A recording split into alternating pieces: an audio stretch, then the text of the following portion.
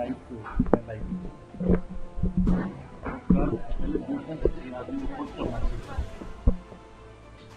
Ma'am किस तरीके से देखें, आईपीएस ऑफिसर ने सुसाइड कर लिया, डीजीपी का नाम उस एफआईआर में है, उनकी पत्नी कह रही तो उनके साथ जो है एक बुरा व्यवहार होता था बीइंग अ दलित, तो इस तरीके की बातें उन्होंने सामने रखी हैं। अभी तक भी जो है कोई कंक्रीट इन्वेस्टिगेशन के अंदर बात निकल कर सामने नहीं आ पाई है। कांग्रेस पार्टी इसको कैसे देखती है? आप एक सांसद भी उसी प्रदेश से और दलित नेता भी हैं बड़ी, किस तरीके से देखती है? इसको तो हम क्या देखें, ये बात पहली बार नहीं उठ रही है। इन्होंने इस बात को पहले भी उठाया। पति पत्नी दोनों सीनियर अफसर हैं, एक आईएएस अफसर है, एक पुलिस अफसर है, और इन्होंने इस बात को एक बार नहीं बार बार उठाया है और इनके साथ न्याय नहीं हुआ। तो एक दिन की बात तो है नहीं कि एक दिन कुछ हुआ हो और एक दिन अन्याय हुआ हो किसी के साथ। ये तो लंबी कहानी है। बार बार इन्होंने इस बात को उठाया, लेकिन किसी ने इनको न्याय देने की बात तो दूर, ऊपर और ज्यादा आगे से आगे बात बढ़ती गई और यहाँ तक पहुंची कि एक सीनियर अफसर को जो लोगों को न्याय दे, उसकी बजाय अपनी जान लेनी पड़ी। ऐसे उनको धकेला गया। ऐसी स्थिति में, ऐसी परिस्थिति बनी कि उन्होंने सुसाइड किया। अब उम्मीद इस सरकार से न्याय की जा रही है, जिन्होंने खुद इतना बड़ा अत्याचार किया है। पर उम्मीद पर दुनिया कायम है।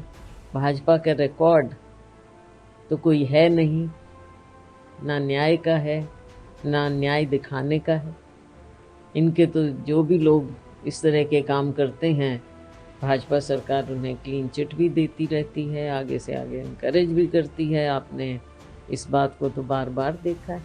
इन्वेस्टिगेशन कैसी होनी चाहिए? क्योंकि जब आप एफआईआर हो गई, लेकिन जो टॉप कॉप हैं हरियाणा के, उनका ही नाम उसमें शामिल है एफआईआर में, तो पुलिस ही उसकी इन्वेस्टिगेशन यही तो कैसे होना? इसकी इन्वेस्टिगेशन आप चाहती हैं कोई और एजेंसी करे? यही तो अग्नि परीक्षा है। भाजपा सरकार बताए इसमें क्या बात है कि हम एजेंसी मांग करते रहें। ये तो सरकार कटघरे में खड़ी है, उनको न्याय देना है, दिखाना है। हम ये क्या कहें कि भाई इसके आप ये करो या वो करो, ठीक है वो भी हम डिमांड करेंगे, हम तो हर बार करते हैं। क्या सरकार सुनती है? लेकिन आज सरकार को दिखाना पड़ेगा कि उनका अपना सिस्टम इसमें जब इन्वॉल्व है तो वो किसको जस्टिस देंगे। आखिरी सवाल, क्योंकि अभी पिछले कुछ ही दिनों के अंदर 3 अलग अलग चीजें हुई जो मीडिया में आई है, जो हाँ आपकी बात को मैं बड़ा करता हूँ, मीडिया में आई या कई रिपोर्ट हो गई, लेकिन 3 बड़ी चीजें जिसमें टॉप कोर्ट, सुप्रीम कोर्ट के चीफ जस्टिस वो निशाने पर, उसके बाद एक आईपीएस ऑफिसर जो एक बड़े अधिकारी हैं लॉ एनफोर्समेंट एजेंसी के अंदर, अच्छी खासी उनकी रैंक है, वो निशाने पर, और एक रायबरेली का मामला चाहे एक आम आदमी है, वो भी राहुल जी ने उठाया है। उसको राहुल गांधी का नाम भी लिया, उसको तो उसे कहा गया जन बाबा वाली। तो इस तरीके के इंसिडेंट्स को कैसे देखते हैं आप? क्योंकि तीनों अलग अलग सेक्शन से आने वाले लोग टॉप लॉ एनफोर्समेंट एजेंसी और लॉ बाइंडिंग एजेंसी।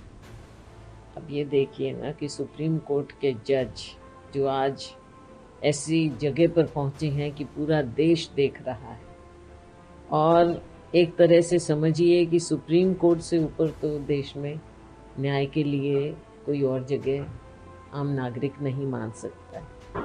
अगर सीजेआई के साथ ऐसा हो सकता है तो ये माहौल किसने पैदा किया है? पिछले 11 साल में भाजपा की सरकार है, और ऐसे लोग जिनको लगे कि हम ऐसा कुछ भी काम करेंगे और कुछ होगा नहीं, और उन्हें बल्कि अटेंशन मिलेगी, मीडिया अटेंशन भी मिलती है उन्हें, और उनकी जो एक सोच है वो भी किसी ना किसी तरह से आगे बढ़ाई जाती है। चाहे रायबरेली की बात हो, उसमें आप देख लीजिए एक आम नागरिक दलित, हमारा वाल्मीकि भाई, उनके साथ क्या हुआ। सीजेआई तक पर ये अपमान केवल सीजेआई का नहीं है, ये हमारे संविधान का है। इस पूरे सरकार को शर्म से अपना सर झुकाना चाहिए, क्योंकि इनकी सोच जिसने किया है उनकी सोच और इनकी सोच पूरी मेल खाती है। और अगर हम आए हरियाणा में जो हुआ, भाजपा सरकार है ना, सिस्टम भी इन्हीं का है और इनके सिस्टम के खिलाफ ही एक अफसर, सीनियर अफसर बार बार गुहार करता रहा है। तो न्याय सिस्टम से क्यों नहीं मिला? अगर भाजपा सरकार के सिस्टम से उसे न्याय मिलता या कोई इंडिकेशन होती या उम्मीद होती, तो क्या वो अपनी जान लेने पर मजबूर होते? ऐसा हुआ। उनकी पत्नी खुद एक सीनियर आईएएस अफसर हैं, उन्होंने भी बहुत गंभीर बातें कही हैं।